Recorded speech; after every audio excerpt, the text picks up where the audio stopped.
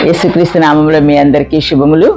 దేవుడు ఈ దినము మనకు అనుగ్రహిస్తున్న ధ్యాన వాక్యము, వారు భయపడకుండా ఆయన వారిని సురక్షితముగా నడిపించెను, వారి శత్రువులను ఆయన సముద్రములో ముంచివేసెను.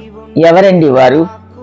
వారు భయపడకుండా ఆయన వారిని సురక్షితముగా నడిపించాడు. వారెవరంటే యెహోవా దేవుడు ఏర్పరచుకున్న జనాంగము, ఇశ్రాయేలు జనాంగము. ఐగుప్తు దాసత్వము నుండి వారిని విడిపించి ఎంతో సురక్షితముగా, మరి ఎర్ర సముద్రము వాళ్ళు ఏ విధముగా దాటారు, అంతమంది దాటేంత వరకు కూడా నీళ్లు ఆ విధముగా నిలబడిపోయినాయి కదండి. ఆరిన నేల, సముద్రం మధ్యలో ఆరిన నేల దేవుడు వారి కోసం కల్పించాడు. వారందరూ వెళ్ళిపోయిన తర్వాత శత్రు సైన్యం వచ్చింది ఎక్కడకు? ఎర్ర సముద్రంలోకి.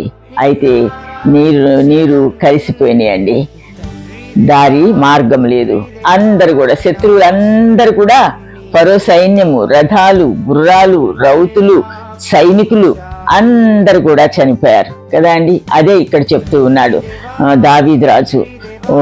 వారు భయపడకుండా ఆయన వారిని సురక్షితముగా నడిపించెను, వారి శత్రువులను సముద్రములో ముంచివేశాను. ఈ దినాన భయపడుతున్నావా?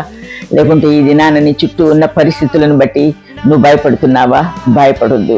నీ శత్రువుల విషయము దేవుడు చూసుకుంటాడు. నువ్వు మాత్రము దేవుని మీద సంపూర్ణముగా ఆధారపడు. దేవుడు నిన్ను దీవిస్తాడు.